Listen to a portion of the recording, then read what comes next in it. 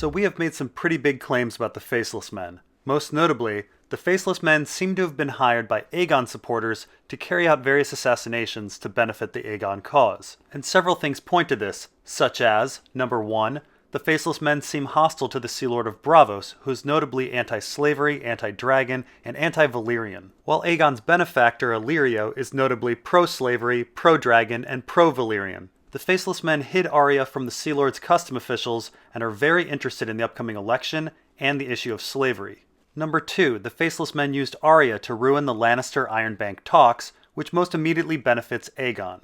Number 3, the Faceless Men used Arya to interfere with Westerosi ship insurance right before Aegon's naval invasion. But perhaps the biggest clue that Aegon supporters have hired the Faceless Men is number 4. The Faceless Men have been paid with old, uncirculated money that sports a king's face that neither Pate nor Arya could recognize. This points to exile money, likely Blackfire money, and exile gold has appeared before in our story. In the Mystery Night, Dunk has trouble recognizing a king on a coin, only to discover that it's the face of Daemon Blackfire, who had struck his own coinage during the Blackfire Rebellion. It seems probable that the money that appeared in Pate and Arya's hand had that same face, Daemon Blackfire. Now, if Aegon is supported by Blackfires and the Golden Company, then one of the most logical targets for someone like Jaqen would be Bloodraven, the arch-rival of the Golden Company's founder, Bittersteel. If Bloodraven is a puppet master manipulating Westerosi politics through dreams, it's understandable that the Aegon cause would want to take him out. And Bloodraven, with his hidden cave and control of monsters like Cold Hands, would justify Jaqen's efforts to use Rorgon Biter and his efforts to gain control of a glass candle. And if Jaqen's plan was an Aegon plot, other things would make a whole lot of sense with regards to Jaqen. Aegon supporter Varys had access to the Black Cells through his alter ego Rugen. He could have easily placed Jaqen Rorgon Biter there. In fact, it's hard to imagine how else the three got there. After all, what crime would warrant the Black Cells, but not warrant execution? Holding political prisoners like Ned or Pycelle makes sense, but why would anyone in the world of Westeros choose to hold Jaqen Rorgon Biter in the Black Cells? If their crime was minor, there's no need for the Black Cells. If their crime was major, there's execution. And it's interesting that it's Varys' crony Yoren that requested the pick of the dungeons, had these men released, and began escorting them to the Wall. And yes, Yoren is Varys' crony. Varys knows about Tyrion's capture before Ned in A Game of Thrones, showing he was informed by Yoren, and Varys later tasks Yoren with taking Gendry. But it's an important question to ask why the Night's Watch would accept men that are so dangerous that they need to be kept in cages. The Rorgon Biter we know are certainly much more likely to kill brothers of the Night's Watch than become productive members of the Order. So Jaqen Rorgon Biter are for some odd reason in the Black Cells, and for some odd reason selected by the Night's Watch, and both of these actions are facilitated by Aegon supporters. So it could be that Jaqen was simply using the Black Cells to get into the Night's Watch, and then planned on using the Night's Watch as a base of operations to range beyond the Wall and try to figure out where Bloodraven's cave was. Now that would be a fine plan, but something changes it. Instead of heading to the Wall, Jaqen Rorgon Biter gain their freedom, kill Yoren, and head to Harrenhal, where Arya is. Now it's uncertain why Jaqen Rorgon Biter chose to kill Yoren. Perhaps they needed to kill Yoren to gain Sir Amory's trust so they could join his men, just as Jon killed Qhorin Halfhand in order to join the Wildlings. Once integrated with Lorch, they could enter Harrenhal and find Arya. Or perhaps Jaqen doesn't have that much control over Rorg, and he acted independently. Or perhaps Arya was important enough to the Faceless Men that Yoren's oversight needed to be removed. Whatever the case, Rorgon Biter continued to track Arya until their deaths, so they certainly thought she was of extreme importance. And the House of Black and White does have a ship waiting for Arya at Salt Pans, so it seems word got back to them. Jaqen said he was heading back to Braavos, so perhaps he went home and sent a ship hoping that Rorgon Biter would find Arya or drive her to Salt Pans. Of course, thinking Arya is important would explain a delay in Jaqen's plan, but it doesn't really explain why Jaqen is later found in Oldtown. If he had a plan to join the Night's Watch and find Bloodraven, why did he deviate from it? If he should be north, why is he south? Well, it should be noted that Jaqen's plan needed to change in some respects, as the Ironborn invaded the Neck, making a trip through there impossible. To get north, Jaqen would need to go by sea, likely passing back through Braavos, and Jaqen did tell Arya that he was heading back there. However, from Braavos, he should have hopped a ship to White Harbor or Eastwatch by the Sea. Instead, he heads to Oldtown. Now, there are many possibilities on why Jaqen is now south when he should be north. Perhaps his target moved, or perhaps his target died and he has a new target, or perhaps his plans simply changed. Jaqen goes missing from the end of A Clash of Kings until the beginning of A Feast for Crows, and during that time a lot of people died, and a lot of people moved, and a lot of circumstances changed. But whatever happened, we know that Jaqen's plan now involves a glass candle, and something very important happened to glass candles around the time Jaqen went missing from our story. They turned on. This is significant, as whatever Jaqen's plan was in A Clash of Kings, it had to be different from his plan now, as glass candles were not yet on. So it could be that Jaqen's plan was to head north, but it was ruined by the Ironborn invasion. Jaqen then decided to head back to Braavos, only to find out about the glass candle lightings. He may have determined that using a glass candle was a better idea than tracking in the woods, and simply changed his plans. So really, spontaneously heading to Oldtown after A Clash of Kings is a logical move for Jaqen. Working glass candles are now in the world. Still, through all of this, we haven't explained why Arya is important. Jaqen Rogenbiter killed Yoren, joined Amory Lorch's men, and infiltrated Harrenhal, all likely to find Arya. Then the men participated in the killing of a whole bunch of men at Harrenhal, all for Arya's sake. Then Jaqen left Rogenbiter behind, perhaps to keep track of Arya, and sent a ship to Saltpans to pick her up. Then the House of Black and White smuggled her past the Sea Lord's customs officials and began training her. This is a lot of trouble for a rather mentally unstable child. Why is Arya so damned special, and what are their plans for her? Well, let's talk about the House of Black and White as an institution. We know the House of Black and White has a collection of servants. There's the kindly man and the waif, as well as the fat fellow, the lordling, the plagued man, the handsome man, the squinter, the stern face, and the starved man. It's tough to say if any of these men are other characters in our story. The three men with the most detailed descriptions who come most often are the fat fellow, the stern face, and the handsome man. The fat fellow is fat and has yellow teeth, which most resembles Illyrio.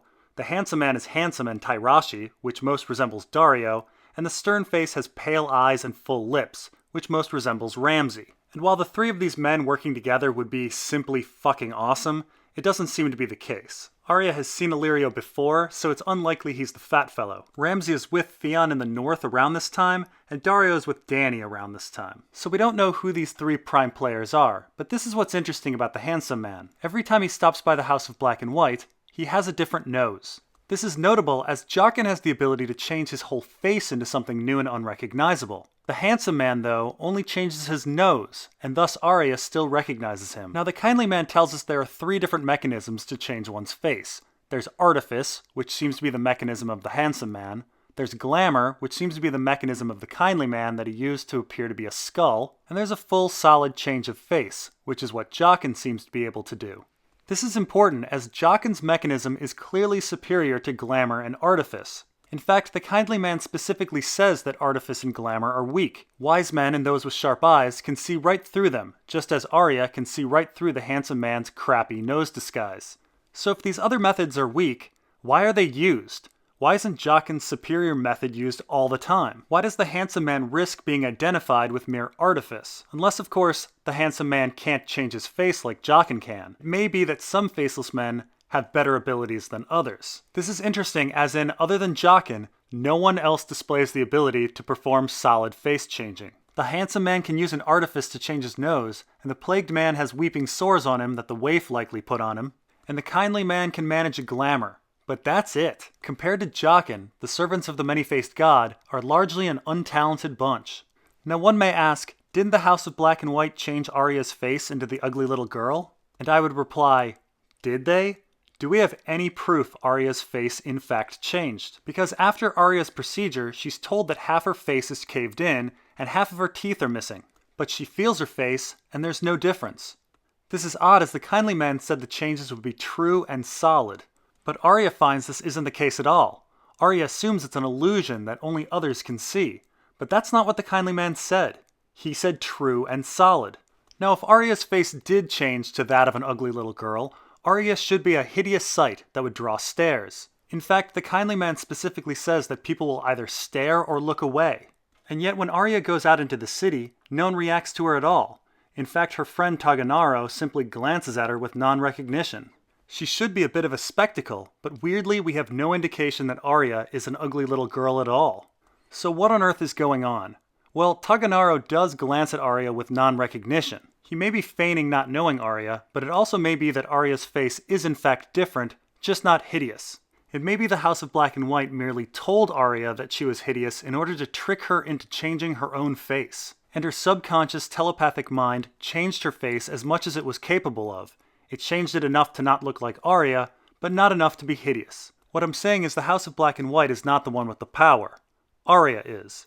It should be noted that Arya's journey in many ways parallels Bran's. Both are natural telepaths whose abilities have been observed by a larger institution, then they are drawn away and trained beneath the earth. They both eat or smell mind-opening substances, they both participate in cannibalism, and they both go through periods of blindness that help unlock their telepathy. And just as Bran's telepathy is essential for him functioning in the werewood net, Arya's telepathy is likely essential for her face changing. Her telepathy probably has a bit of telekinesis in it. Keep in mind, the House of Black and White absolutely knows that Arya is a warg and a telepath. After all, Arya howls in her sleep. And this brings us back to Arya's time as Blind Beth. Remember, as Blind Beth, Arya is promoted immediately after she makes huge strides in warging. She wakingly wargs a cat and defeats the Kindly Man in a fight.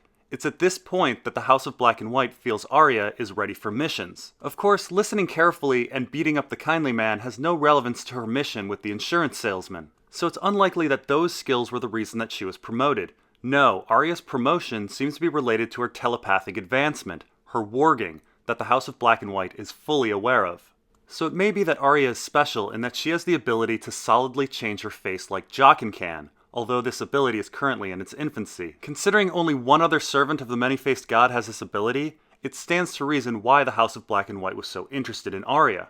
And this again mirrors Bran's story. If the Children of the Forest are looking for a replacement for Bloodraven, it may be the House of Black and White is looking for a replacement for Jaqen. But to do what? What is the endgame of the House of Black and White, and where is Arya's place in it? Well, the House of Black and White believes on a fundamental level that all men must die, and that death is peace. They may believe that the eternal life of the werewood net is unjust.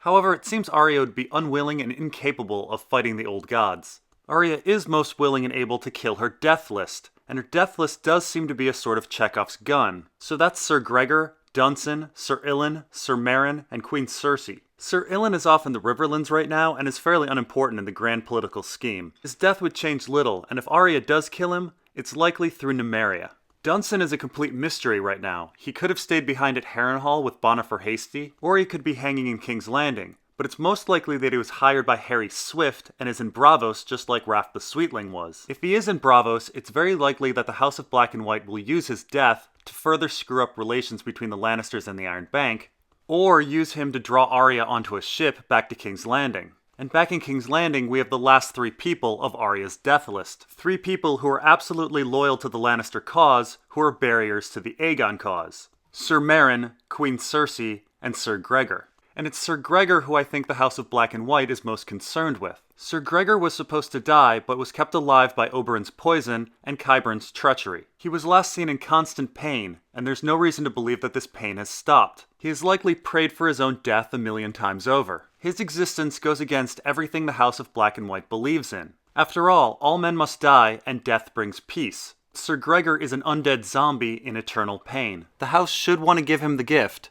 and Arya is eager to give it. And this brings us to the end of our discussion of the Faceless Men. Once again, I'm probably wrong about half of this, and our next series will be a deeper analysis of Dorne. See you then.